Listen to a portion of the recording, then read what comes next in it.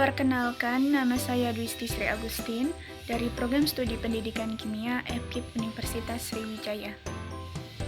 Perkenalkan, saya Susri Anita Anggraini dari Program Studi Pendidikan Kimia FKIP Universitas Sriwijaya. Perkenalkan, nama saya Rahmat Olama dari Pendidikan Kimia FKIP Universitas Sriwijaya.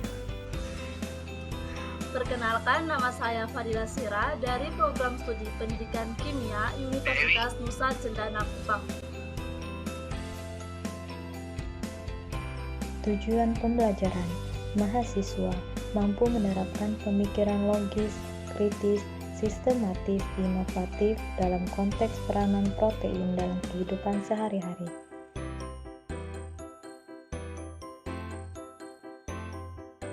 Prosedur proyek. Yang pertama, cari dan pahami materi tentang protein. Yang kedua, temukan bahan pangan di sekitar lingkungan yang dapat dijadikan objek dalam proyek ini. Yang ketiga, amati dan rekam objek yang menjadi sasaran dalam proyek ini. Yang keempat, edit video yang telah didapat dengan semenarik mungkin. Protein adalah instrumen yang mengekspresikan genetik melalui proses transkripsi dan translasi di dalam sel. Inti sel mengandung ribuan gen, masing-masing mencirikan jenis protein yang terbentuk. Protein setiap organisme berbeda satu sama lain karena masing-masing mempunyai deret unit asam amino. Protein makhluk hidup umumnya dibentuk oleh 20 jenis asam amino melalui ikatan kovalen. Berikut adalah struktur protein. Protein berdasarkan sumbernya dapat digolongkan menjadi dua jenis, yaitu protein nabati dan protein hewani. Protein nabati adalah protein yang berasal dari bahan nabati, dan protein hewani adalah protein yang berasal dari bahan hewani. Contoh protein hewani adalah telur. Berdasarkan SNI, kadar protein pada telur ayam minimal 75%. Protein yang ada pada putih telur yaitu ovalbumin, ovomucin, dan globulin. Ovalbumin adalah salah satu jenis protein dalam putih telur yang terbanyak, yang mempunyai kemampuan membentuk buih.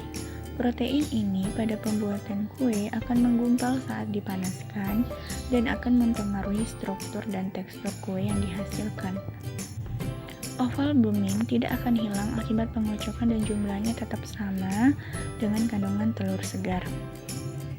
Ovalbumin sangat mudah terdenaturasi. Ovalbumin terdenaturasi pada pH 4,7. Yang kedua yaitu ovomucin. Ovomucin merupakan protein putih telur yang berbentuk selaput, yang tidak larut dalam air dan berfungsi menstabilkan struktur buih. Ovomucin dapat menstabilkan buih karena ovomucin lebih kental serta mengandung karbohidrat yang tinggi, sehingga dapat mengikat air. Yang ketiga adalah globulin. Globulin merupakan protein yang menentukan kekentalan putih telur dan mengurangi pencairan buih. Globulin mempunyai tegangan permukaan yang rendah sehingga membantu tahapan pembentukan buih. Reaksi uji protein. Yang pertama, reaksi uji Biuret. Uji Biuret untuk protein secara kualitatif mendeteksi keberadaan protein dalam larutan dengan indikator warna, yaitu berwarna ungu tua. Dalam kondisi basal, Biuret bereaksi dengan senyawa yang mengandung 2 atau lebih peptida yang berikatan membentuk kompleks berwarna ungu. Reaksi yang kedua yaitu reaksi uji Santo protein. Reaksi uji Santo protein digunakan untuk mendeteksi adanya keberadaan asam amino tirosin, triptofan, dan fenilalanin. Protein yang mengandung asam amino inti aromatik memberikan warna kuning setelah pemanasan dengan asam nitrat pekat. Garam dari turunan ini berwarna orange. Larutan asam nitrat pekat bereaksi dengan cincin aromatik yang merupakan turunan dari benzena, yang memberikan karakteristik reaksi nitrasi. Asam amino tirosin dan triptofan mengandung cincin benzena aktif yang mudah dinitrasi menjadi senyawa berwarna kuning.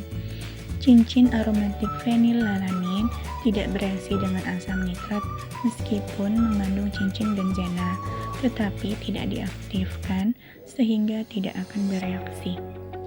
Reaksi yang ketiga yaitu reaksi uji koagulasi. Protein dengan penambahan asam atau pemanasan akan terjadi koagulasi. Pada pH isoelektrik, yaitu pH larutan tertentu yang biasanya berkisar 4-4,5, di mana protein mempunyai muatan positif dan negatif yang sama, sehingga saling menetralkan. Kelarutan protein sangat menurun atau mengendap. Prinsip uji koagulasi adalah pengendapan protein oleh asam asetat yang terjadi cukup cepat karena adanya panas. Setelah dilakukan penambahan asam asetat pada sampel protein, terjadi proses koagulasi pada sampel tersebut. Reaksi yang keempat yaitu reaksi uji denaturasi. Denaturasi protein meliputi gangguan dan kerusakan yang terjadi pada struktur sekunder dan struktur tersier protein. Pada struktur protein tersier, terdapat 4 jenis interaksi yang membentuk ikatan pada rantai samping, seperti ikatan hidrogen, jembatan garam, ikatan disulfida, dan interaksi hidrofobik nonpolar yang kemungkinan mengalami gangguan. Denaturasi yang umum ditemukan adalah proses presipitasi dan koagulasi protein seperti asam amino. Protein yang larut dalam air akan membentuk ion yang mempunyai muatan positif dan negatif. Dalam suasana asam, molekul protein akan membentuk muatan positif, sedangkan dalam suasana basa membentuk ion negatif. Pada titik isoelektrik, protein mempunyai muatan positif dan negatif yang sama, sehingga tidak bergerak ke arah elektroda positif maupun negatif.